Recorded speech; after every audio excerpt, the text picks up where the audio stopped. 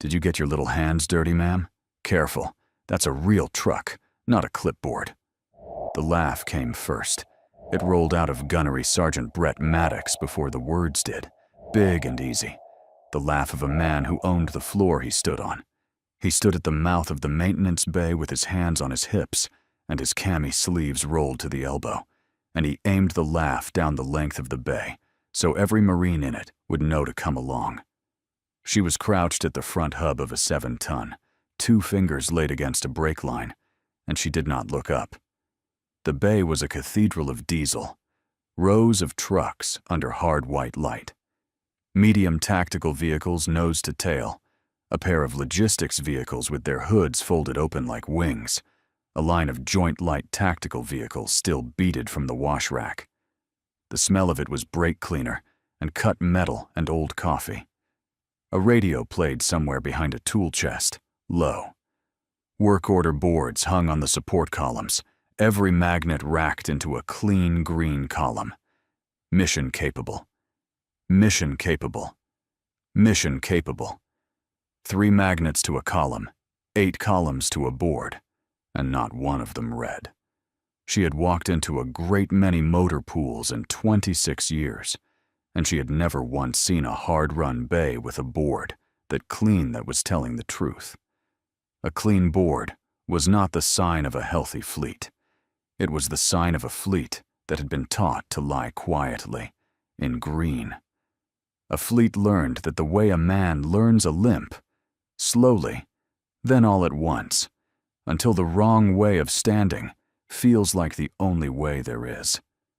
Maddox watched her crouch at his truck, the way a man watches a tourist lean over a fence, amused and proprietary. He had her filed already. Middle 40s. Soft hands, he assumed. Some civilian sent down from a readiness shop to count things she did not understand. The kind of visitor who slowed a bay down for a morning and left feeling useful. He had handled a dozen of her. You let them look. You fed them the coffee. You said yes, ma'am, and the moment the gate closed behind them, you got back to the actual work of keeping 80-wheeled vehicles alive on half the parts and twice the taskings the manuals assumed. The woman in the gray coveralls drew her 2 fingers back and looked at them. "Your line's weeping," she said. 3 words. She said them to the hub, not to him. She had spent 26 years learning that a truck tells the truth even when the paperwork does not. A truck cannot lie about a soft pedal. It cannot sign its own name to a number it has not earned. It weeps where it weeps, and it fails where it fails, and it does both on its own schedule and no one else's. Maddox came down the bay grinning, playing it for the young mechanics who had drifted over to watch. "Fleet readiness lady found us a wet spot," he said. "Stop the presses." A couple of the Marines laughed because he had. "Ma'am, I appreciate the enthusiasm. I do. But this bay is green wall to wall. You want to help, there's coffee in the office." She stood. Slowly. No hurry in it. The kind of stillness that doesn't perform. She looked once at the status board on the column, all those green magnets in their neat racked column, and once at the brake line on the 7-ton that the board swore was fine, and the distance between those 2 things settled into her face and did not leave. "That one's not green," she said. Off to the side, near a parts cage, an older man went quiet. Master Sergeant Ezra Tomlin had been a maintenance chief for 19 years, and he had watched 1,000 people put their hands on a truck. Civilians touched a vehicle the way they touched a museum rope. Contractors touched it like a clipboard with tires. This woman had laid 2 fingers on a brake line, drawn them back, and smelled them. Smelled them, the way you check fluid you already half know the answer to. And then read the date sticker on the hub before she read a single face in the room. He stopped what he was doing. He did not say anything. He just watched her, the way a man watches a fuse burn down towards something. Maddox spread his arms wide, the host of the morning. "Tell you what, you log your wet spot. I'll keep the United States Marine Corps rolling. Deal? She didn't take the bait, and she didn't take offense. She wiped her fingers on a rag from her hip pocket, folded it, put it back. She glanced at the long row of trucks the way some people glance at a crowd looking for one face.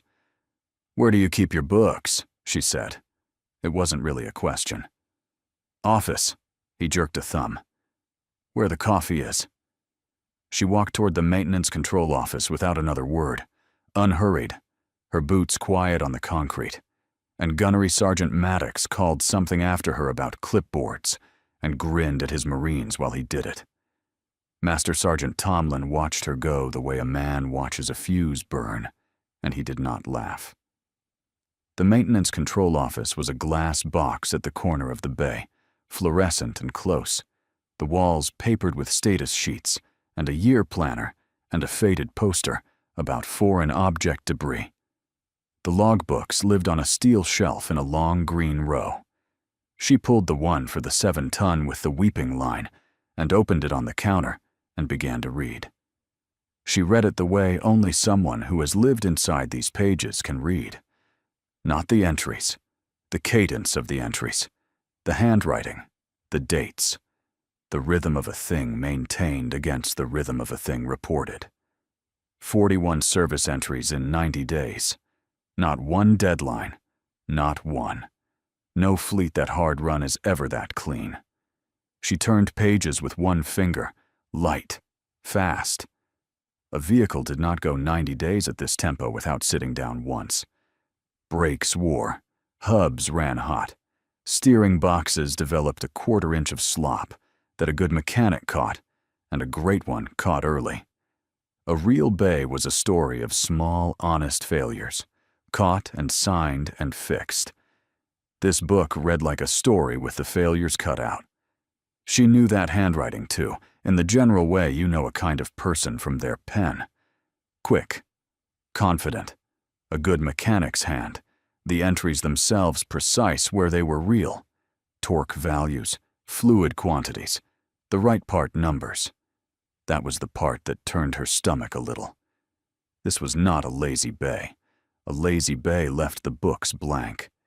This bay had a craftsman keeping them, a man who knew exactly what an honest entry looked like and produced a counterfeit of it, line after line, because somewhere above him the truth had been priced out of the market.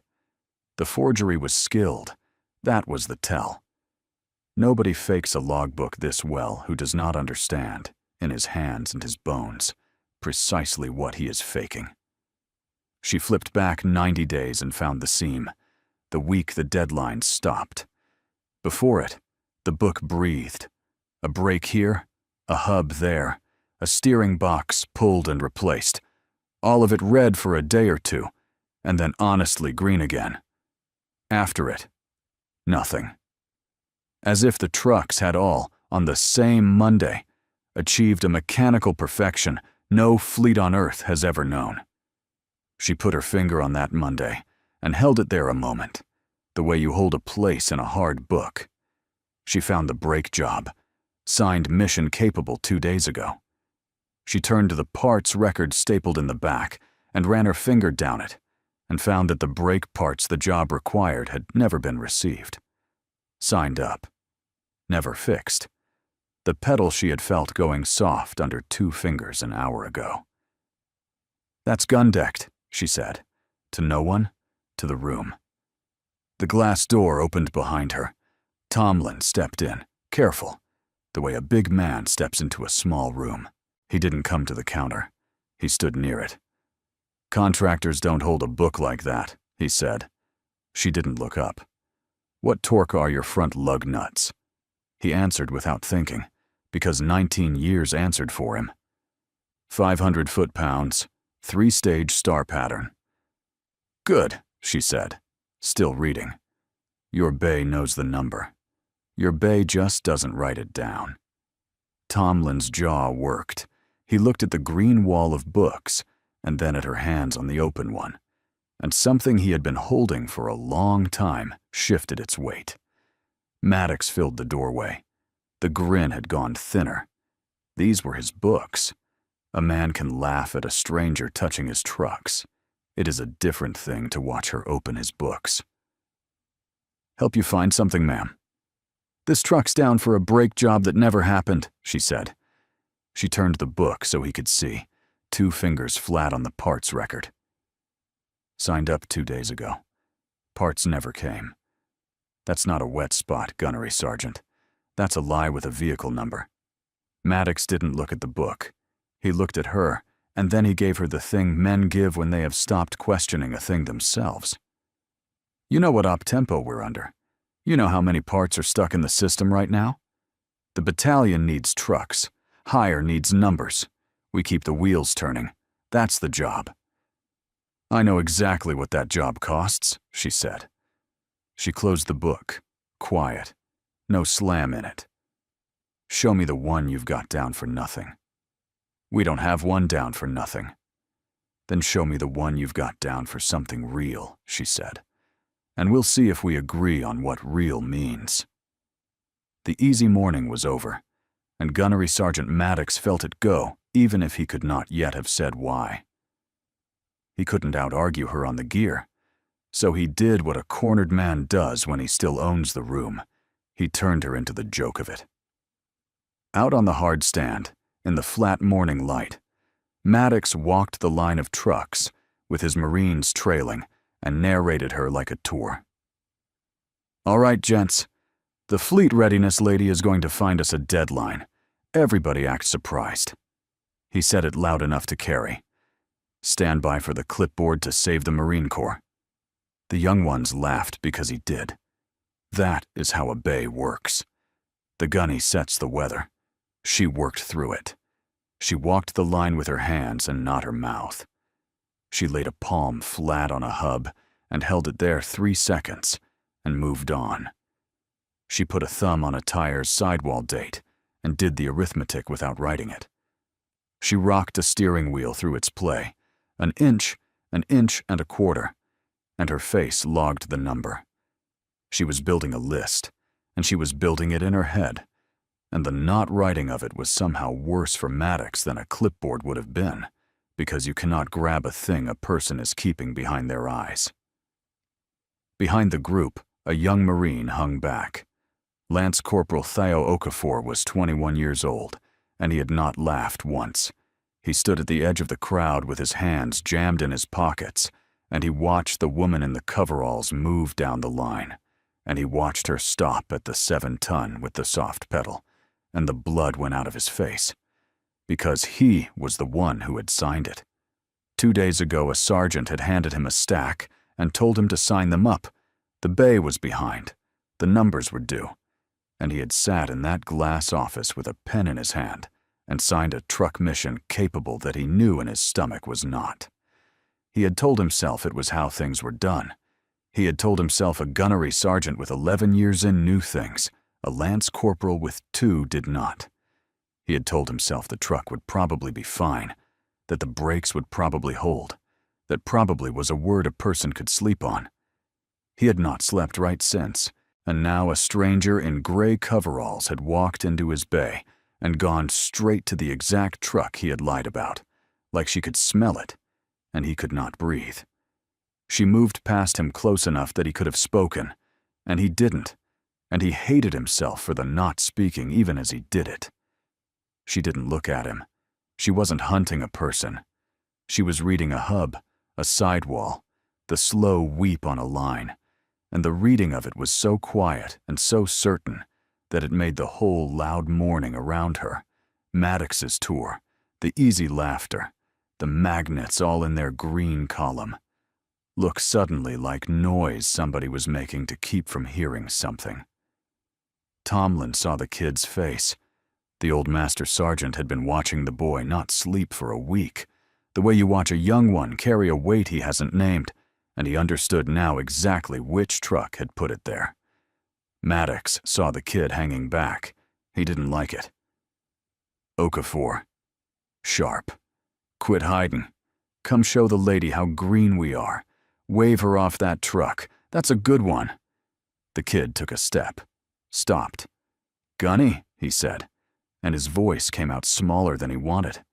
That one's really down. It hung there in the diesel air, a small, honest sentence in a place that had stopped making room for them. Maddox pretended he hadn't heard it. Any time today, Lance Corporal. But he had heard it. Everyone had. And here is where you, watching this, already feel the thing turning over in your chest, because you have seen this exact arrangement before, somewhere in your own life. The person who actually knows, laughed at by the person cutting the corner. The quiet one who is right, made the joke by the loud one who is wrong. If you have ever stood at the edge of a crowd like Okafor, knowing the truth and afraid to say it out loud, then stay with this one to the end and subscribe to Honor Tales, because you are going to want to be here when that green board gets turned face down on the table. The kid's honest sentence still hung in the air, and Gunnery Sergeant Maddox kept walking like it hadn't. Inside the office, the phone rang. It was higher headquarters, and it wanted trucks. There was a tasking the next morning, a convoy support run, vehicles staged on the line at 0600, and the number it wanted was a real number with real Marines who would sit in real cabs. Maddox took the call standing, his back to the glass, and Hollis stood close enough to hear both ends of it without trying. "All up, sir," Maddox said into the phone. "We'll have your trucks on the line at 06. She heard him say it. She watched him commit the lie to the chain. Easy, practiced. The way you say a thing you have said so many times you have stopped hearing it leave your mouth. And the gap that had been an abstraction, a board against a bay, a magnet against a brake line, became something with a date on it. Tomorrow. The board was a number. Tomorrow it would be men. She didn't argue with him. She went and got the truth herself. She walked the line again, slower, and this time she counted. Not the magnets, the trucks, the genuinely mission-capable trucks, the ones whose books and whose hubs told the same story. She counted with the discipline of a woman who has been wrong in her life exactly because she once trusted a number someone handed her, and she came up short. Short by a third. The bay had perhaps 2/3 of what the phone had just promised, and the missing third was the most dangerous third, because it wasn't missing on the board at all.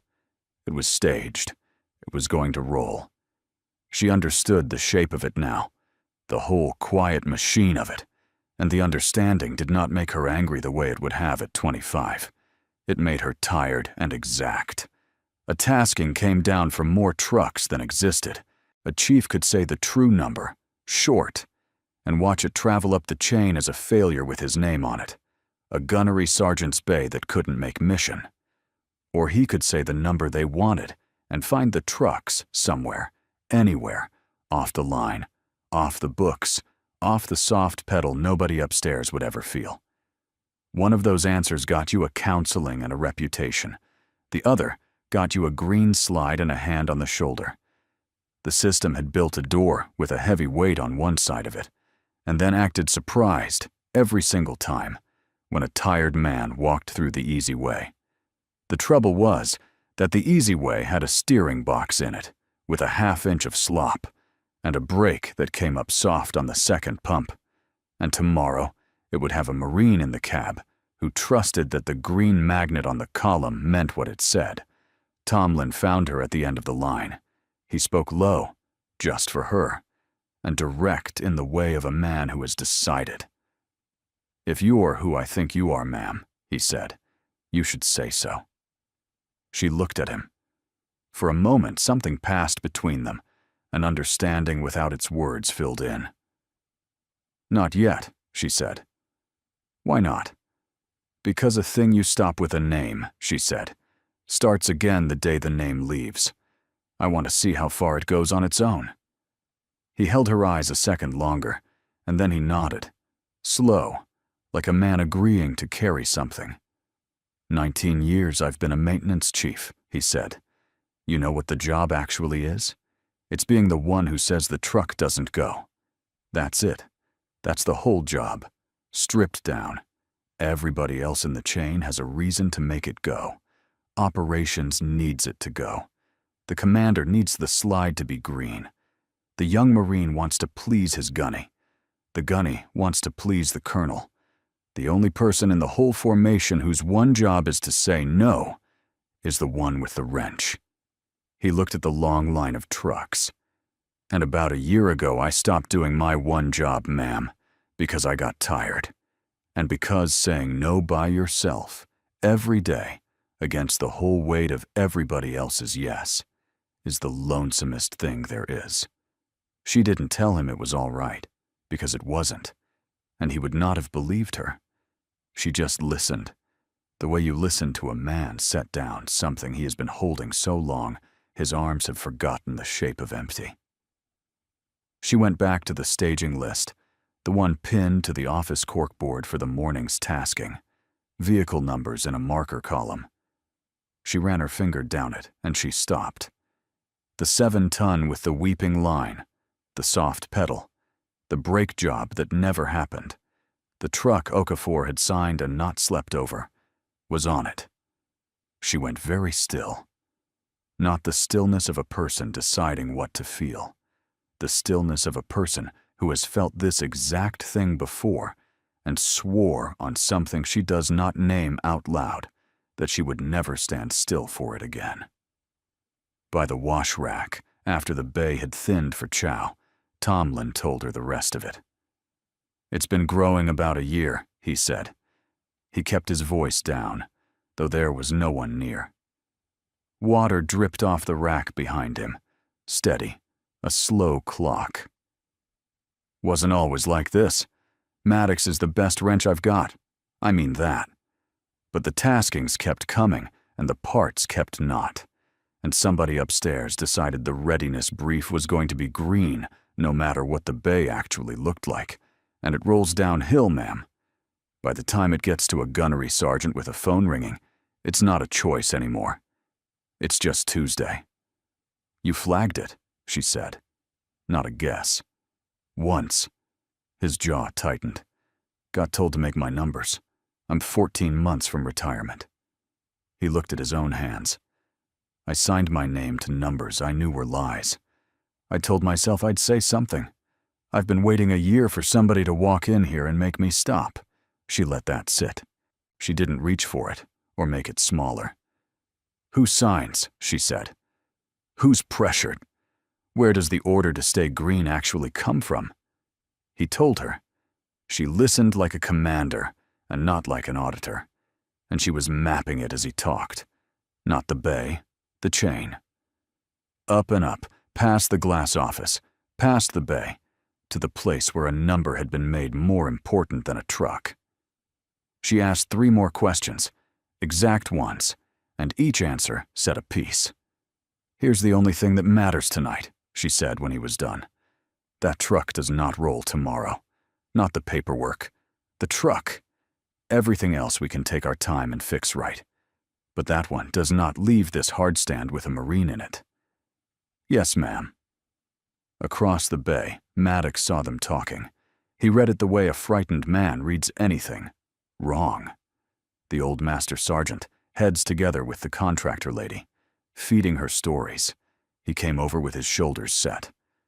"Master Sergeant, don't you have a bay to run?" He turned the edge of it on Tomlin, not on her, because she still read to him as nobody. "And ma'am, with respect, you've had your tour. We're good here." "Gunnery Sergeant," she said, even and unbothered, and let him have the last word, because the last word was not the one she was planning to keep. He walked off thinking he'd won something. Tomlin watched him go with the look of a man who has just watched another man dig. Night came down on the motor pool. The hard light stayed on over the bay, white and patient. And out on the line, under those lights, one 7-ton sat staged among the good trucks. Chalked, fueled, ready. A soft pedal under its honest skin. A truck that should never leave, waiting for a morning that was coming, whether anyone was ready or not. You still don't know who she is. You have watched her read a break line and a logbook and a chain of command. You have watched her decide to spend a sleepless night over a single truck, and you do not yet know her name or her rank, or why one staged vehicle can put that particular stillness into a woman's face. Stay through the morning that's coming, and subscribe to Honor Tales, because what she does at 06 is the reason this story exists. And the reason she became who she became is the thing she is about to remember, alone in the dark. She did not sleep, and she did not pretend to. She sat in the empty bay in the small hours with a cup of the office coffee going cold in her hands, and for the first and only time, she let herself go back. She had been right once, on paper, in ink, in time, and it had not been enough. 2007. A forward motor pool a long way from here, the air full of a different dust. Sergeant Tessa Hollis, 25 years old, a maintenance non-commissioned officer with grease, worked permanently into the creases of her knuckles and a reputation, even then, for a book that told the truth. There had been a 7-ton then, too.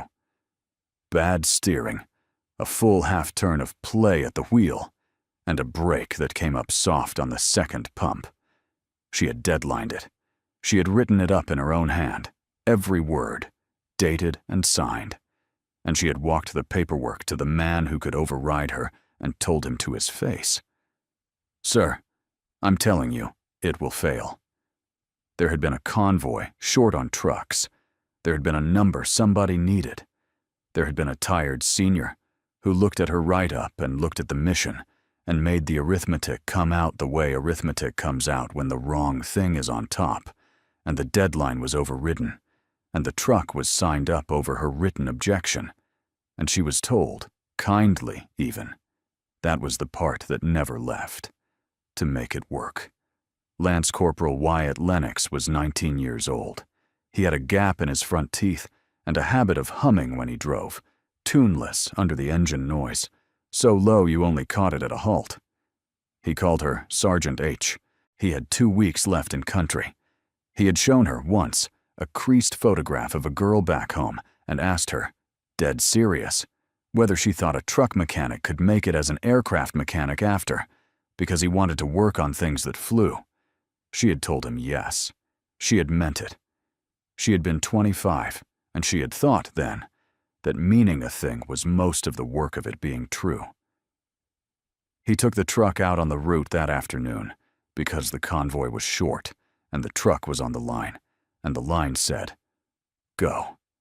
The steering let go where the road bent, the half-turn of slop she had measured with her own hands becoming, at speed, the difference between a road and a ditch. The truck went over.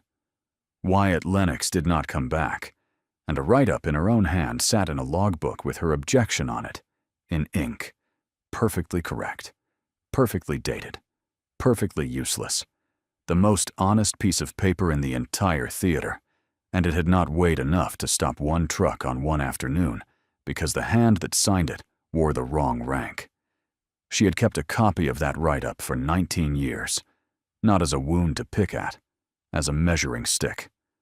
Every promotion, every new collar device, every increase in the weight of her own word, she had measured against that single afternoon and asked herself one question: could the woman I am now have stopped that truck? For a long time the answer had been no, or not certainly, and she had kept climbing. She was not climbing for herself. She had figured that out somewhere around the rank of major. She was climbing toward a height from which the word no finally fell with enough force to land. She had been right, and a boy had died anyway. Right was not enough. Right needed rank. Right needed a person standing in the road with enough weight on her collar that no landed like a wall and not like a suggestion. She had learned that at 25 with her whole chest, and she had spent the 19 years since becoming the kind of person who could make the word stop a truck. She had stopped wanting to be the one who warned. She had set out to become the one who could end it. She had carried Wyatt Lennox into every logbook she had opened since. She carried him now, in a strange bay, over a strange truck, with a soft pedal she had felt under 2 fingers, and a staging list with his ghost's vehicle number on it. She looked through the office glass at the truck on the line, chalked under the white lights. And, for the first time in 2 days, Lieutenant Colonel Tessa Hollis let herself smile. Small, private, almost gentle. Because tomorrow, unlike that day, she had what she had not had then. Tomorrow, she could say no, and make it mean no. 0540. The bay lights came up to full, and the morning crew filed in, and the hardstand began to fill with the noise of a tasking forming up. Engines turning over one by one, the cough and catch of diesel, ground guides walking trucks into a line. Maddox came in sharp and loud, the way a man comes in when he has decided to put a thing to bed. He had spent the night turning over the contractor lady and the old master sergeant with their heads together, and he had decided the cure for all of it was to be proven right in front of everyone, early before chow. So the whole story died, with the dew still on it. He went straight to the 7-ton on the line. "Okafor," he pointed. "Mount it. Bring it up to the front of the line." The kid stood by the truck and didn't move. His hand was on the door handle and it stayed there. "Gunny," he said. "The steering. Mount it, Lance Corporal." Maddox raised his voice for the line, for the morning, for the lady he was sure was watching. "We are going to roll the lady's dead line right up onto the front of this line and put this nonsense to bed. Now." Okafor's jaw flexed, caught between a gunnery sergeant and the thing in his own stomach, 21 years old. He did what 21 does when a chevron leans on it. He opened the door, he climbed up, he turned the truck over, and it caught, and it idled, and the brake pedal under his boot felt exactly as wrong as he was afraid it would. Hollis was already at the truck. She stood 3 feet off the front bumper in her gray coveralls, hands loose at her sides, and she watched the chalk. She did not stop it yet. This was the hardest thing she had done in 19 years, and she did it on purpose. A warning was paper. She had a drawer full of paper that had not saved Wyatt Lennox. But a truck under a false mission-capable status, rolling under power with a Marine in the cab toward a real tasking, that was not paper. That was the thing itself, undeniable, witnessed by 20 Marines, probable cause to stop not just a truck, but a whole machine. So she let the engine run. She let Okafor's boot come off the brake. She let the 7-ton ease forward, and the front wheel rolled up off the chalk, and the steering wheel in the kid's hands sat a visible quarter turn. Wrong, slack, and lying, exactly as the book had sworn it was not. It was the hardest 3 seconds of her professional life, and she stood in them on purpose. Everything in her, every reflex earned over 26 years and one buried afternoon, screamed to stop it at the first turn of the engine. She held. She had learned the cost of being early and unprovable. A warning before the wheel moved was a difference of opinion between a contractor and a gunnery sergeant, and she knew exactly how that went. It went into a drawer. It went green again the moment she left, and it killed the next Wyatt Lennox in 6 months when no one was watching. A truck rolling under power, under a false mission. Capable status, with its steering visibly failed, and a Marine in the cab and 20 witnesses on the hardstand, was not an opinion. It was a fact with a vehicle number, and a fact that size did not go back in a drawer. It grounded a program. It moved a chain. It made no permanent. She counted the truck forward, 1 foot. The slop in the wheel jumped as the tire found a low spot in the concrete, the front end wandering a hand's width with no input from the cab. The exact wander she had felt in her 2 fingers. The exact wander a book had certified out of existence. Tomlin's breath caught. The truck rolled a foot. 2. and Lieutenant Colonel Hollis stepped in front of it, one hand up, and spoke. Not loud, not sharp, but with something underneath it that had been 19 years arriving. "Stop the truck." Okafor stood on the brake. The soft pedal went most of the way to the floor before the 7-ton shuddered to a halt, with one wheel still off the chalk, nose to the woman in gray, and the whole bay went quiet at once. Every Marine on the hardstand, turning to see a stranger in coveralls stop a gunnery sergeant's order, cold with 3 words and a raised hand. For a moment, nobody moved. The diesel idled. The woman did not lower her hand until the engine died. Then, from the far end of the hardstand, boots, fast, certain, and a voice that owned the parade deck. Sergeant Major Dale Ferris came around the corner of the bay at the head of the morning with a purpose, because the new commander was due to walk the lines before the change of command, and the sergeant major intended to find her first. He took in the scene in a stride: the halted truck, the wheel off the chalk, the Marines frozen, the woman in gray standing in front of a 7-ton. And his eyes found the woman, and his spine snapped straight, and his lungs filled to call the bay to the position of attention. "Bay, a 10, as you were, Sergeant Major." She said it without turning all the way around, 2 fingers lifted off her hip, an easy gesture that cut the command in half before it finished. "And nobody's standing for me yet." Ferris closed his mouth. He came to a halt at a respectful distance, hands behind his back, and waited. And the waiting of a sergeant major is its own kind of announcement. Maddox looked at the sergeant major. He looked at the woman the sergeant major had just tried to bring a bay to attention for. He looked at her gray coveralls, blank of any name, and at her hands, and something in his face began to come apart in stages. Confusion first. The fleet lady? The contractor? The clipboard? Then disbelief, as the pieces refused to fit the story he had been telling himself for 2 days. Then recognition, all at once, and from the wrong direction. Not her face, but her hands. The 2 fingers on the brake line.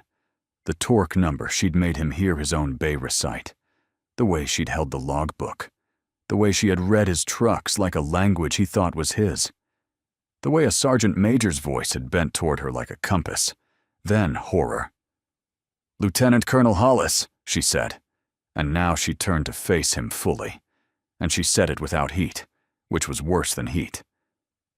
"In 3 days, my name goes on every book in that office. Today, I'm just the woman who read them."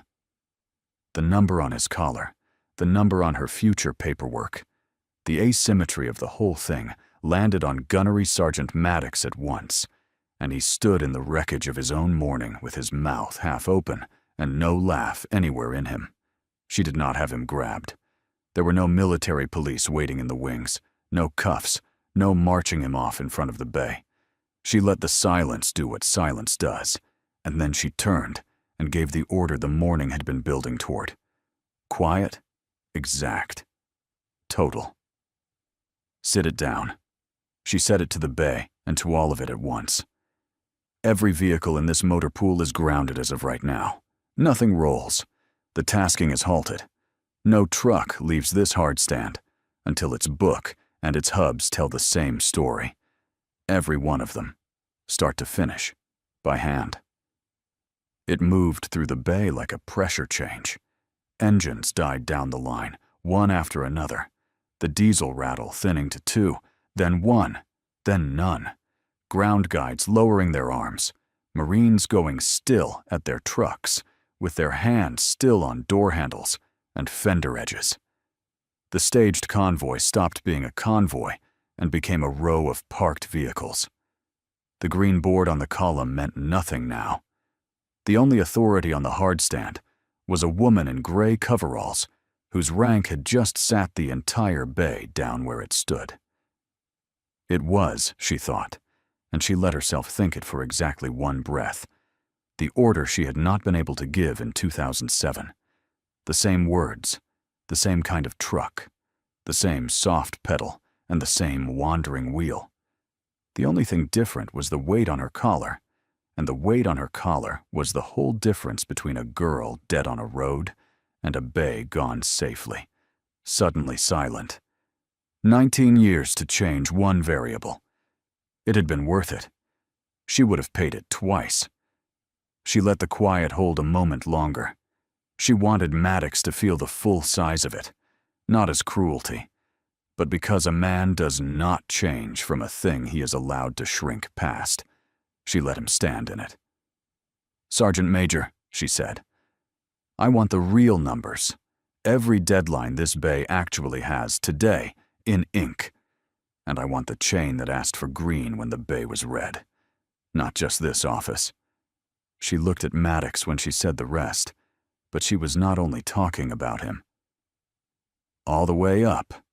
And Gunnery Sergeant Maddox, who had laughed at her in this same bay the morning before, stood among his silent, grounded trucks and braced himself for the handcuffs. They never came. What came instead was harder, and in the end, better. The real numbers went up the chain that morning, in ink, with her name behind them. Not the readiness brief everyone had agreed to keep green, but the bay as it actually stood. A third of the fleet not mission capable, books that did not match hubs, a year of small lies stacked into one dangerous morning. And when the question came back down, how did it get this bad? Hollis did not let it land on a gunnery sergeant with a phone and an op-tempo. She walked it up herself, past the glass office, to the place where someone had decided that a green slide mattered more than a true one. The failure had a source, and the source was not one tired chief cutting a corner at the bottom. She named the machine, and she made the people who built it own it. And the readiness reporting that had demanded a lie got rewritten, so the next chief down the line would never again have to choose between his numbers and his Marines.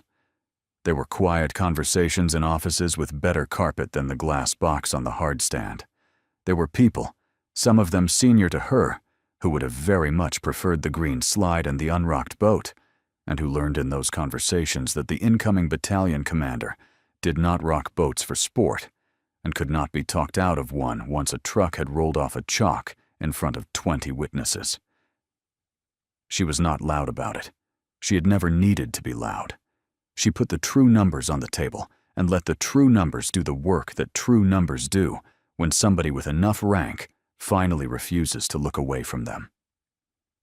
By the end of the week, the pressure that had turned a good bay into a forgery had a name, an origin, and an order rescinding it.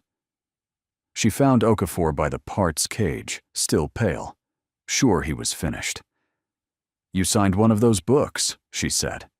"Yes, ma'am." His voice didn't shake, which cost him something. "The 7-ton. I knew it was down. I signed it anyway. I'll take whatever." "You said it out loud yesterday," she said. "On the line, in front of your gunny. That one's really down. You remember saying that?" He nodded, not understanding. "That's the whole job, Lance Corporal, right there. Saying the true thing out loud when it's the hardest thing in the room to say." She let that reach him. "You made a bad call with a pen, and you fixed it with your mouth when it counted. I'm not going to end a Marine for finding his spine in public.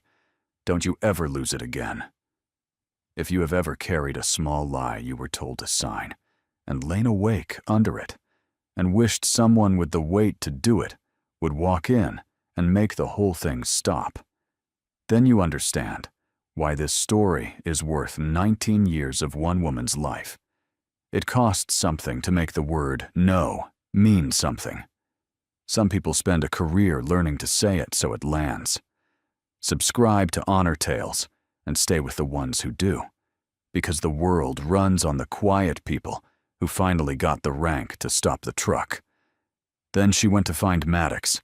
He was in the bay, alone, standing at the grounded 7-ton with his hands hanging, a man waiting to be told how far he had fallen.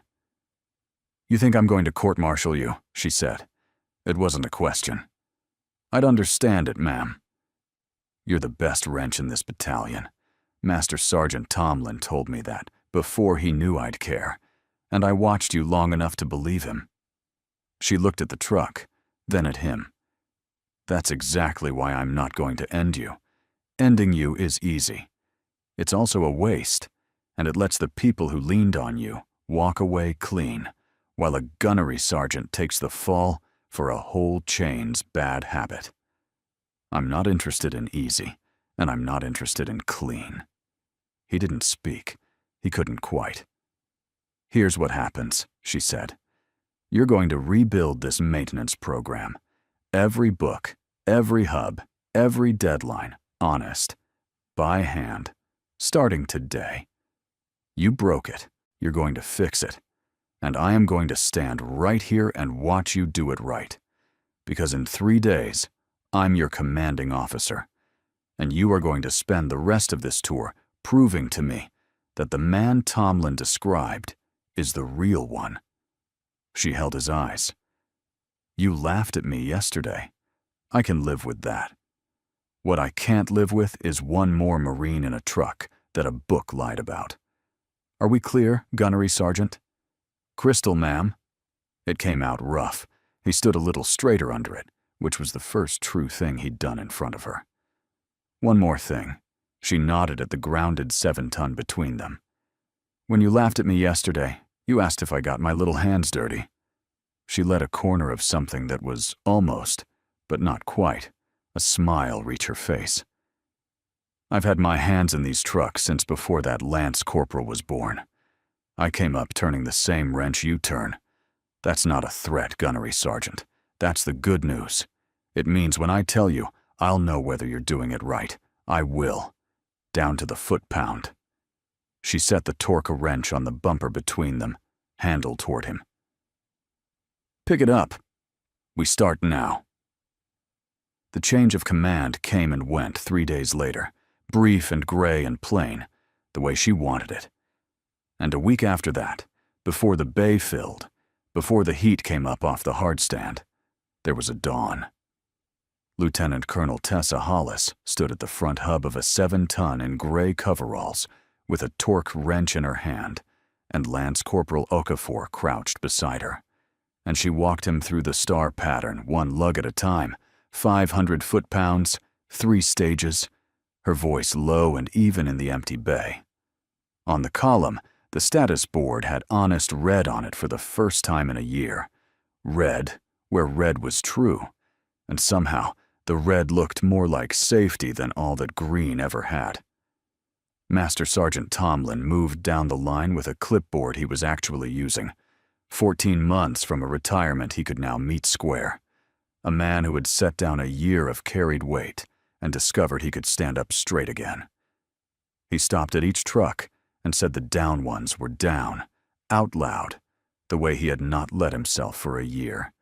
And each time he said it, the words came a little easier.